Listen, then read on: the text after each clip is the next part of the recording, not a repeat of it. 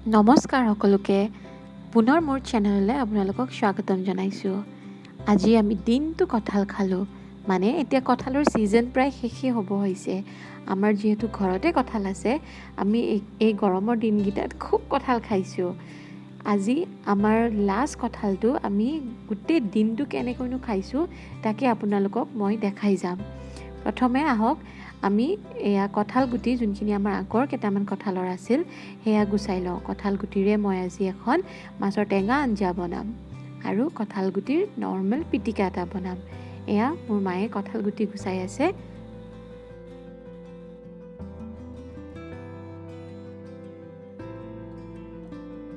আৰু এইটো আমাৰ লাষ্ট কঁঠালটো মায়ে ফালি দিছে।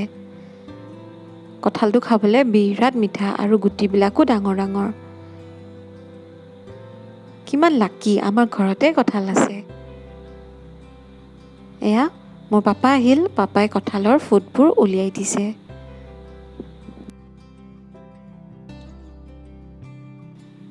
তেওঁলোকক ৰেকৰ্ডিং কৰি থকা উপৰিও ময়ো কঁঠালৰ ফুট কেইটামান গুচালোঁ।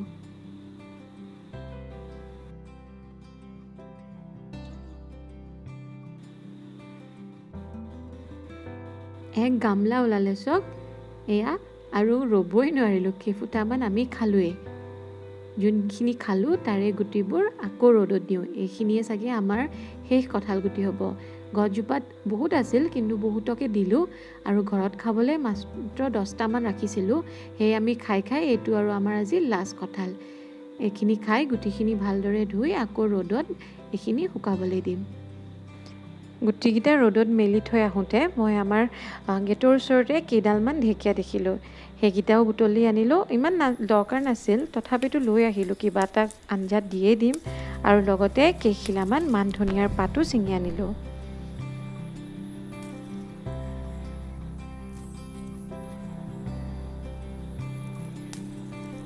এইকেইডালো ক'ৰবাত দি দিব লাগিব। এতিয়া আহক দিনৰ ভাত সাজ ৰেডি কৰোঁ। মাছৰ টেঙা এখন বনাম বুলি ভাবিছোঁ। তাৰ কাৰণে পাঁচফোৰণ ল'ম, পিঁয়াজ এটা কাটি লৈছোঁ আৰু 2টা জলকীয়া ল'ম।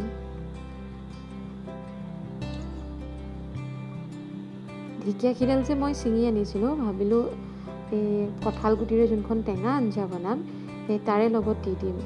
এইকেইটা কঁঠাল গুটি চব এইকেইটা আমাৰ আঞ্জাখনত লাগিব। আৰু টেঙা কৰিবলৈ আমি নেমু এটা ল'ম। আৰু বেলেগ একো মছলা নালাগে, নৰ্মেল আমাৰ নিমখ আৰু হালধি। এয়া মই ৰৌ মাছখিনি মই ফ্ৰাই কৰি ল'লোঁ প্ৰথমতে। মাছৰ টেঙা আঞ্জা বনাবলৈ আমি প্ৰথমতে কঁঠাল গুটিখিনি বইল কৰি ল'ব লাগিব। সেয়ে মই গুটিখিনি প্ৰেছাৰত দি পেলাই তাতে ডুব যোৱাকৈ পানী দি 2 চামুচমান নিমখ দি দিছোঁ। আমি এইখিনি 5টা হুইচেল দি সিজাম। হুইচেলটো এৰাৰ পিছত আমি প্ৰেছাৰ কুকাৰটো ঠাণ্ডা হ'বলৈ দিম, সম্পূৰ্ণভাৱে ঠাণ্ডা হ'ব দিম। প্ৰেছাৰটো ঠাণ্ডা হোৱালৈকে ব'লক আমি কঁঠালৰ জুচ বনাওঁ। জুচ বনাবলৈ মই 20 ফুটামান কঁঠাল লৈছোঁ। গুটিবোৰ উলিয়াই লৈছিলোঁ। এয়া চব প্ৰথমতে একো নিদি পেলাই আমি এইখিনি এটা মিহি পেষ্ট কৰি ল'ম। চব পেষ্টখিনি হৈ গ'ল আৰু মই পেষ্টখিনি দুভাগ কৰি লৈছোঁ। যিহেতু আমাৰ জুচাৰ নহয়, এইটো নৰ্মেল মিক্সাৰ গ্ৰাইণ্ডাৰ, সেইকাৰণে গোটেইখিনি একেলগে দিলে পিচিবলৈ বহুত অসুবিধা হয়, মানে ভালদৰে মিক্স নহয় জুচখিনি। এতিয়া আমি ইয়াতে আধা কঁঠালৰ পেষ্ট ল'লোঁ, তাতে গাখীৰ অলপ দিলোঁ আৰু আইচ কিউবছ 3-4 দি এইখিনি ফেটি ল'ব লাগিব। ঠিক তেনেদৰে আমি নেক্সট ফেজতো গোটেইখিনি কঁঠালৰ গুড়ি দি তাত গাখীৰ দি পেলাই আৰু আইচ কিউবছ দি, আৰু যদি আপোনালোকে চেনি অলপ দিব বিচাৰে দিব পাৰে। আমি কিন্তু চেনি নাই দিয়া, যিহেতু আমাৰ কঁঠালটো বিৰাটেই মিঠা। এইখিনি আকৌ ভালদৰে পিচি ল'ব। আৰু দুইখিনি এনেকৈ এটা জাৰত মই গোটাই গ'লোঁ। লাষ্টত ছাৰ্ভ কৰাৰ সময়ত জাৰটো ভালদৰে এবাৰ জোকাৰি ল'ব। এয়া হৈ গ'ল আমাৰ ফ্ৰেছ কঁঠালৰ জুচ। খাবলৈ বিৰাট টেষ্টি হয় আৰু কিমান স্বাস্থ্যসন্মত ভাবকচোন। কৰোণাৰ কালত যোৱা বছৰ কঁঠাল মানুহে কমটি কিনিছিল নে?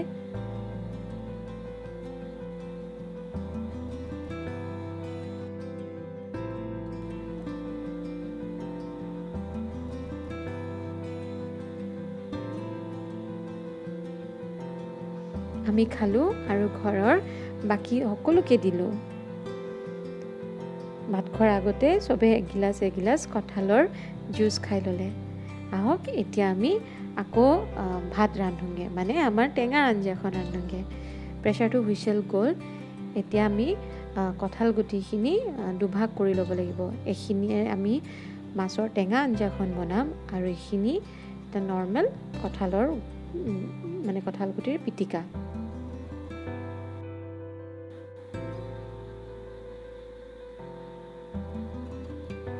এতিয়া টেঙা আঞ্জাখন বনাওঁ। প্ৰথমতে কেৰাহীটো গৰম হ'বলৈ দি তাতে মই 3 টেবুল স্পুনমান মিঠাতেল দিলোঁ। তেলখিনি গৰম হোৱাৰ পিছত আমি তাত পাঁচফোৰণ দিম।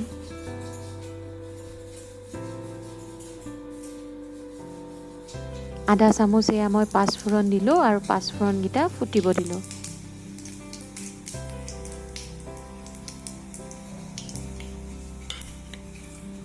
এতিয়া কাটি থোৱা জলকীয়াকেইটা আৰু পিঁয়াজ দিব লাগিব।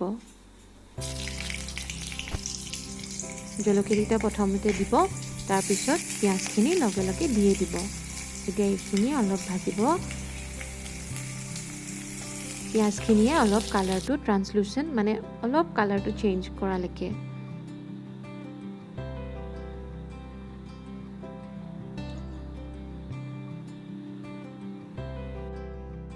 এয়া মোৰ পিঁয়াজখিনি ভাজা হৈ গ'ল।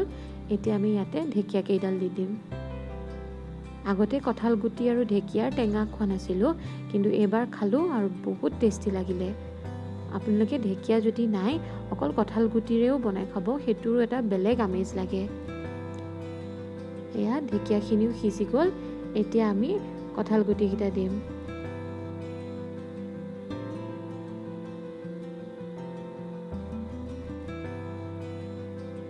বেছি সময় নালাগে, যিহেতু আমাৰ কঁঠাল গুটিকেইটাৰো আগতে আমি বইল কৰিয়ে থৈছোঁ।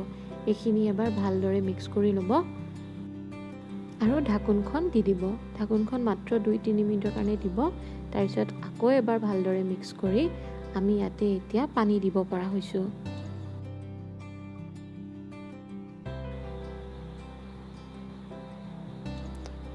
মই 3 গ্লাছমান কুহুমীয়া গৰম পানী লৈছোঁ। পানীৰ জোখটো আপোনালোকে নিজৰ আন্দাজমতে ল'ব। যিহেতু আপোনালোকে পনীয়া খাই ভাল পায় নে অলপ ডাঠকৈ ভাল পায়, কিন্তু মাছৰ টেঙা আঞ্জাবোৰ সদায় অলপ পনীয়া হ'লেই ভাল লাগে। এয়া পানীখিনি দিয়াৰ পিছত আকৌ এবাৰ ভালদৰে মিক্স কৰি ঢাকোনখন দি দিব।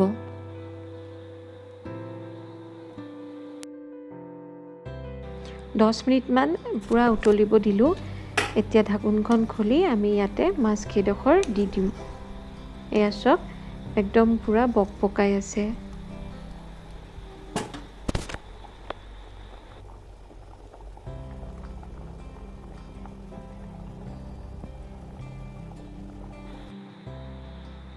মাছকেইডোখৰ দিয়াৰ পিছত এবাৰ ভালদৰে গোটেইখিনি মিক্স কৰি দিব আৰু এয়া আমাৰ ৰেডিয়ে হৈ গ'ল আৰু মাত্ৰ 2 মিনিটমান থ'ম। মই নেমুটোৰ ভালদৰে এয়া ধুই পখালি ৰস উলিয়াই লৈছোঁ আৰু এতিয়া আমাৰ তৰকাৰীখন হ'লে এবাৰ আকৌ ভালদৰে মিক্স কৰি ল'ব আৰু আমি এতিয়া ইয়াতে নেমুৰ ৰসখিনি দি দিম।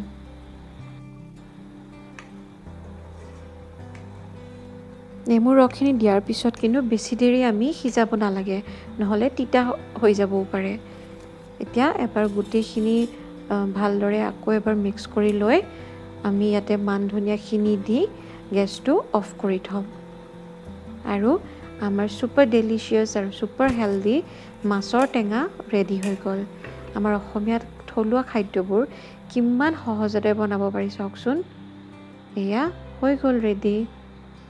এইখিনি চাওক কি ধুনীয়া হৈছে আৰু খাবলৈ বিৰাট টেষ্টি। গৰমত বৰ ভাল লাগে মাছৰ টেঙাখন।